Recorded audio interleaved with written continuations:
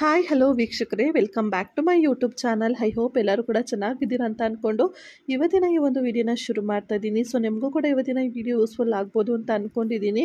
Useful ಅನ್ಸರೆ please miss ಮಾಡದೆ ವಿಡಿಯೋಗೊಂದು like ಮಾಡಿ, share ಮಾಡಿ, ಕಮೆಂಟ್ ಮಾಡಿ. ಹಾಗೆ ತಪ್ಪದೆ ನಮ್ಮ ಚಾನಲ್ನ ಸಬ್ಸ್ಕ್ರೈಬ್ ಮಾಡ್ಕೊಂಡು ಸಪೋರ್ಟ್ ಮಾಡೋದನ್ನು ಮರಿಬೇಡಿ. ಬನ್ನಿ ಹಾಗಾದರೆ ಇವತ್ತಿನ ಈ ಒಂದು ವಿಡಿಯೋನ ಶುರು ಮಾಡೋಣ. ಸ್ನೇಹಿತರೆ, ಯೂಶಲಿ ಎಲ್ಲರ ಮನೆಯಲ್ಲೂ ತುಳಸಿ ಗಿಡ ಇದ್ದೇ ಇರುತ್ತೆ ಅಲ್ವಾ. ಸೊ ತುಳಸಿ ಗಿಡ ಮನೇಲಿ ಇದ್ದಕ್ಕಿದ್ದಂತೆ ಒಣಗ್ತಿದೆಯಾ? ಹಾಗಾದರೆ ಈ ವಿಧಾನವನ್ನು ನೀವು ಅನುಸರಿಸಿದರೆ ನಿಮಗೆ ಲಕ್ಷ್ಮಿ ಕೂಡ ಒಲ್ದು ಬರ್ತಾಳೆ. ಬನ್ನಿ ಹಾಗಾದ್ರೆ ಅದೇನು ಅಂತ ತಿಳ್ಕೊಳ್ಳೋಣ. ಸಾಮಾನ್ಯವಾಗಿ ಭಾರತದಲ್ಲಿ ಮನೆಯ ಮುಂದೆ ಇರುವ ತುಳಸಿ ಗಿಡ ದೇವರ ಸಮಾನ ಅಂತ ಪರಿಗಣಿಸಲಾಗುತ್ತೆ. ಅಲ್ಲದೆ ತುಳಸಿ ಗಿಡ ನೋಡೋದ್ರಿಂದ ಮನೆಯಲ್ಲಿ ಸದಾ ಸಕಾರಾತ್ಮಕ ಬೆಳವಣಿಗೆ ಇರಲಿದೆ ಎಂದು ವಾಸ್ತು ಪ್ರಕಾರ ಹೇಳಲಾಗುತ್ತೆ. ಆದರೆ ಮನೆಯಲ್ಲಿ ನಕಾರಾತ್ಮಕ ಶಕ್ತಿ ಇದ್ದಾಗ ತುಳಸಿ ಒಣಗಲು ಆರಂಭಿಸುತ್ತೆ. ಅಂತಹ ಶಕ್ತಿಯು ತುಳಸಿಗೆ ಅನುಕೂಲಕರ ವಾತಾವರಣವನ್ನು ಒದಗಿಸುವುದಿಲ್ಲ. ವಾಸ್ತುಶಾಸ್ತ್ರದ ಪ್ರಕಾರ ತುಳಸಿಯಿಂದ ನಕಾರಾತ್ಮಕ ಶಕ್ತಿಯನ್ನು ತೆಗೆದುಹಾಕಲು ಕೆಂಪು ದಾರ ಕಟ್ಟುವುದು ಸೇರಿದಂತೆ ಹೀಗೆ ಮಾಡಿದರೆ ಅದೃಷ್ಟ ಕುಲಾಯಿಸುವುದರ ಜೊತೆಗೆ ಲಕ್ಷ್ಮಿ ಕೂಡ ಹರಿದು ಬರಲಿದ್ದಾಳಂತೆ. ತುಳಸಿ ಅಂದರೆ ಪವಿತ್ರ ದಾರ ಕಟ್ಟೋದ್ರಿಂದ ಲಕ್ಷ್ಮಿಯ ಆಗಮನ ಆಗುತ್ತೆ. ಹೌದು, ಜ್ಯೋತಿಷ್ಯ ಶಾಸ್ತ್ರದ ಪ್ರಕಾರ ತುಳಸಿಗೆ ಪ್ರತಿನಿತ್ಯ ನೀರು ಹಾಗೂ ಪೂಜೆ ಅರ್ಪಿಸುವುದರಿಂದ ವಿಷ್ಣು ಮತ್ತು ಲಕ್ಷ್ಮೀದೇವಿ ಆಶೀರ್ವಾದ ಸಿಗಲಿದೆ. ಅದೇ ರೀತಿ ತುಳಸಿ ಸಂಪತ್ತಿನ ಶಕ್ತಿಯನ್ನು ಆಕರ್ಷಿಸುತ್ತಾಳೆ.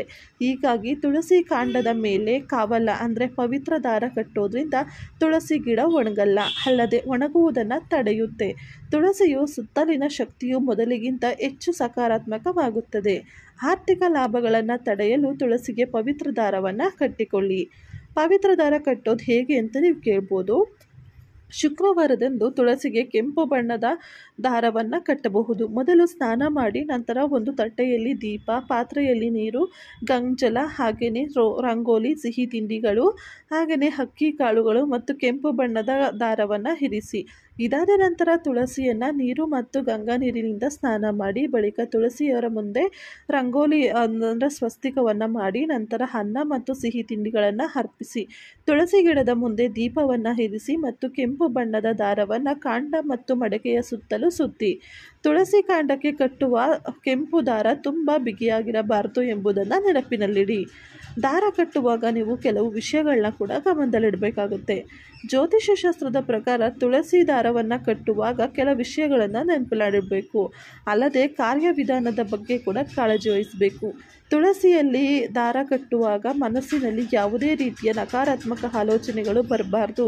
ಯಾವಾಗಲೂ ಕೆಂಪು ದಾರವನ್ನೇ ಕಟ್ಟಬೇಕು. ಅಲ್ಲದೆ ಎಲ್ಲ ಕಾರ್ಯವಿಧಾನದ ಬಗ್ಗೆ ತಿಳಿದುಕೊಂಡೇ ಅದರ ಪ್ರಕಾರ ಪೂಜೆ ಮಾಡೋದು ಒಳಿತು. ಆಗ ಮಾತ್ರ ಅದೃಷ್ಟದ ಬಾಗಿಲು ತೆರೆಯೋದು ಸಾಧ್ಯವಿದೆ. ತುಳಸಿಗೆ ಕಟ್ಟಿದ ಪವಿತ್ರ ದಾರವನ್ನು ಶಾಶ್ವತವಾಗಿ ಬಿಡಬೇಡಿ. ಬದಲಾಗಿ ಪ್ರತಿ ತಿಂಗಳು ತುಳಸಿಗೆ ಕಟ್ಟಿರುವ ಪವಿತ್ರ ದಾರವನ್ನು ತೆಗೆದು ಹೊಸದನ್ನು ಕಟ್ಟಿಕೊಳ್ಳಿ. ಹಳೆ ದಾರವನ್ನು ಮಣ್ಣಲ್ಲಿ ಹೂತು ಹಾಕಿ.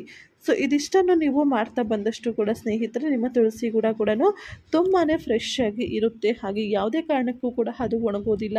ಸೊ ತುಂಬ ಜನಕ್ಕೆ ತುಳಸಿ ದಾರ ಮೀನ್ಸ್ ತುಳಸಿ ಗಿಡ ಒಣಗಿದ ತಕ್ಷಣ ಏನೋ ಒಂದು ಅಪಶಕುನ ಆಗುತ್ತೆ ಅನ್ನೋ ಒಂದು ಸೂಚನೆ ಕೊಡುತ್ತೆ ಅಂತ ಹೇಳ್ತೀರಾ ಅಲ್ವಾ. ಸೊ ಅದಾಗಬಾರ್ದು ಅಂತ ಅಂದರೆ ಖಂಡಿತ ಈ ಒಂದು ಟಿಪ್ಸನ್ನು ನೀವು ಫಾಲೋ ಮಾಡಿ ನೋಡಿ, ಓಕೆನಾ. ಇಷ್ಟು ಹೇಳ್ತಾ ಇವತ್ತಿನ ನನ್ನ ಈ ಒಂದು ವಿಡಿಯೋನ ಇಲ್ಲಿಗೆ ಎಂಡ್ ಮಾಡ್ತಾ ಇದ್ದೀನಿ.